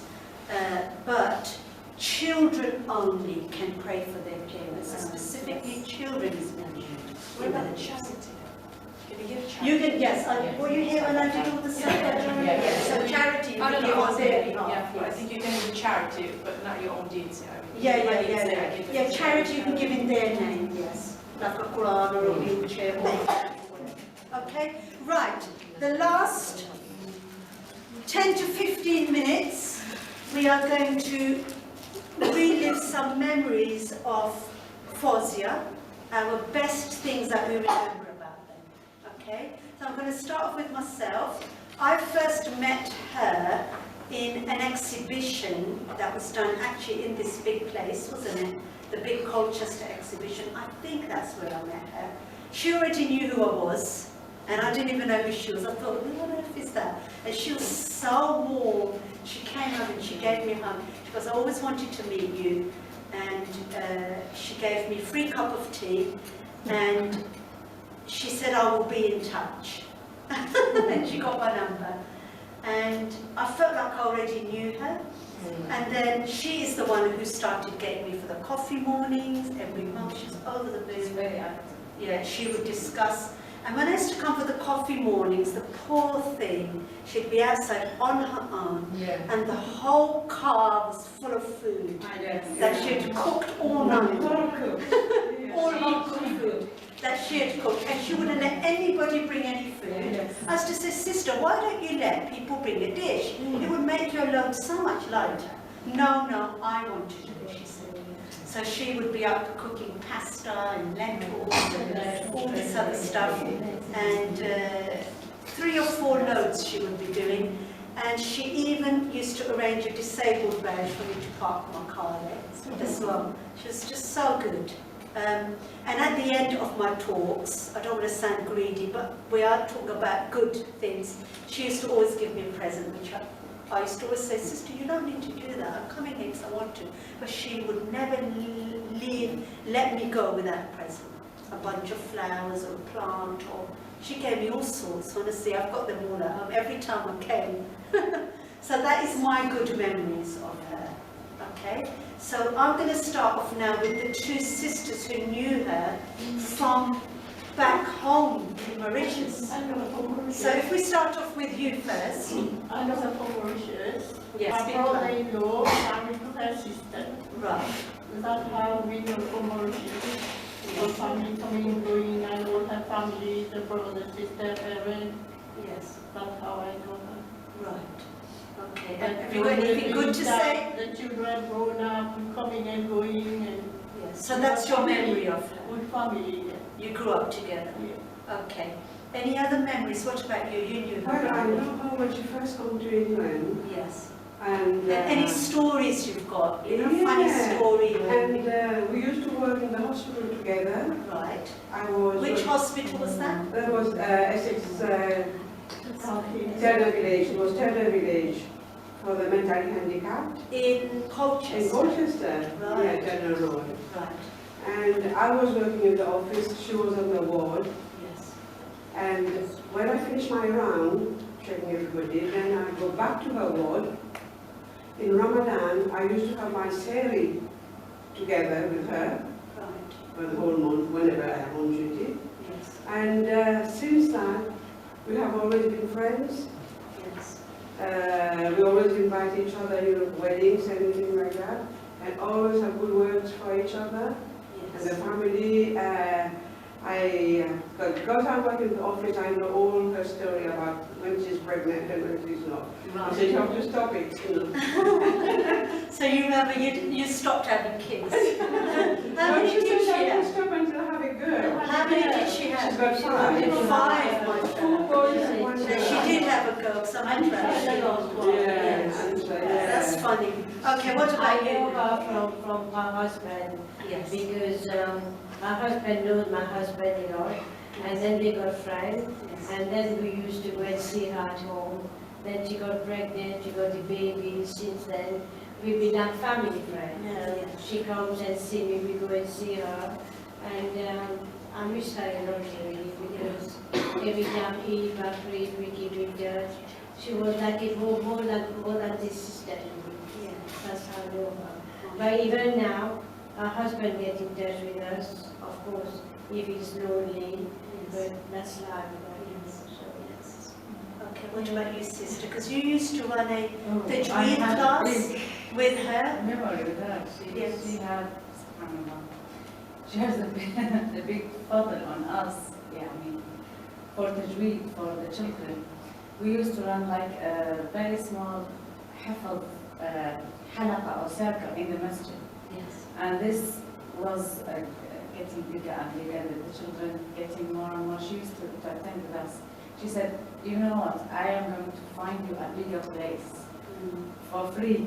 Okay. And she was booking this place. We used to run all of our lessons. Brilliant. And then the children from 10 until 80, 90 children. Yes. She used to bring all the snacks for them. She doesn't allow me even to, Oh, if I even bring, with that, she would she's tell me off. Don't bring anything, this is all mine. Oh. She would bring ice creams for them. Really? They used to love her. I when they didn't see know her. about that. Yeah. Even for that, she bought all the snacks. Yeah, she used to come first. So when I come, even if I come early, I will see her first. I said, subhanAllah, with everything she has organized. When we have parties, she always the one who gives, as you said. Really? Even money, she would give money. Sister, take this and buy some presents to the That's children. so sweet. She used to listen when you have it like this, and we run it like in circles with a group of children. She used to sit here a little, used to listen to the surahs. Oh, you read better than me. Can I read with you? She used to read with the children, repeat with this, and then travel with all of the chairs and the. Oh, that's a groups. wonderful story. Yeah, and she was. Yes. Maria? Is Maria? Yes. So I met Auntie Farsia just over 5 years ago. Yes. And it was actually at the inception of CICC. We invited like all the sisters to come together because brothers were coming together and say, yes, we need a mosque. Yes. And then some of the sisters who knew those brothers were like, well, hold on, we need to be involved in this because a lot of the time women aren't involved in the mosque. Yes. So we said, oh, let's ask what the women want. Yes. And that's when I met Auntie Farsia. And from that day, like Duha was saying, she's been everywhere. She's putting money in your pocket without you even knowing. To fund, to fund, activities for kids and stuff. And just always making sure that people are okay. Yes. She was a loving and caring person, wasn't she? Okay, you had a memory. Yes. I came to live in Colchester about 5 years ago. Yes. And I used to go to meetings, because I wanted to know what's going on in Colchester. In every meeting that I went to, Fawzia and her husband was there. Both of them. Meetings, marches, just gathering, of people. She and her husband used to be all the time there. And then she really wanted to get involved in Bangladeshi Women's Association aspects. So, we included her in that group, although, she wasn't from Bangladeshi background. That's very interesting, because that's something I noticed. She may have been Mauritian, but she mixed with everybody. Yes. She was part of Indian society as well. Was she? and with the Bangladesh, with the Pakistani. Yeah. Everywhere you see her, with the CICC. Yeah.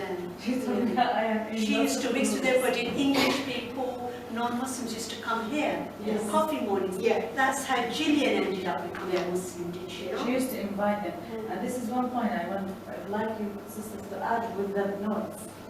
So she always would say everyone is welcome, Muslims and non-Muslims. Yes. So when we send this message to our friends that are non-Muslim, they will see this. Yeah. So they will feel more welcome. Yeah, she used to mix with everybody. There was no racism in her whatsoever. Yeah. We even had Jewish women come to one of the coffee mornings, Yeah. and I think that's quite. Well, the ones I've come to, we used to have a couple from different organisations coming. And I mean, the biggest one I remember is Gillian, who came, and then she became Muslim, didn't she? From the coffee, you know, Gillian. And you know, you said her and her husband used to always go to meetings. You know, all of my Zoom meetings that were for brothers and sisters, she would always come to those, even while she was ill.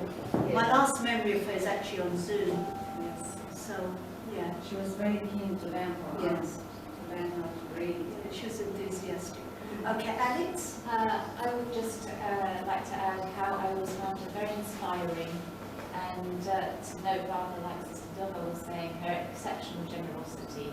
I mean, even, you know, just talking about here, any of the parties that we had here in the coffee morning, she would always make sure that the staff at the front desk had a plate full of food, you know, from whatever it was that we were doing. Anybody who was ever in need, she was the first to know about them, the first to soothe them, to help them, whatever. Very, very inspiring. Yes. Anybody else want to share a memory of her? Yes? During COVID, during the pandemic, Auntie Fawzia, she called my house twice, just to keep on tabs. How are we doing? Are we okay? Do we need anything? I think she's doing the rounds. And it was just lovely to hear her. And, yeah. That's so sweet, isn't it? Okay, anybody else? Yes? I had with my husband because my husband and her husband are friends. Last they have men together and I'm quite and because my grandchildren, because my youngest one, his mother died when he was 2 years old. He came to my house, and I think I was out at the time, and he was hungry. She just please make it off with him. Oh, that's really nice, isn't He's it? fine. Okay, I just wanted to finish off by saying that as long as we get people coming to these coffee mornings, I will continue, because I'm coming from a long way. But alhamdulillah, I liked the amount we had today was good. We had a good turnout. If we can continue that turnout, I will keep coming. If there's any topics that you want me to cover, if you can personally message me or tell Alex, and she'll let me know, any particular topics you want covered when I come here. As most of you know, it's not just Islam I do mental health topics, well-being. In fact, I'm doing a really interesting talk on dieting in Islam, weight loss in Islam soon for Alex, for her fitness class, part of a fitness class sports in a couple of weeks. So, and I can talk about science. I've got a woman with lots of hijabs, if you like, as everybody should know by now. So I can talk about loads of topics. So if there's any particular topic you want, let me know and I'll cover that. Okay? Right, we're going to now go at the back and you can all sit together, mingle, chat, catch up on the months we've lost. And we can have lots of things to eat as well. And if everybody can keep bringing in dishes, that would be good, wouldn't it? To keep her legacy going. We can't be like the others.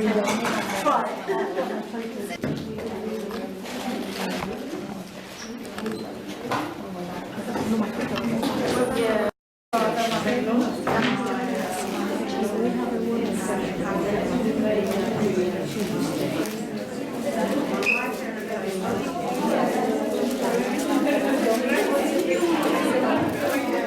We'll just film a bit of the food.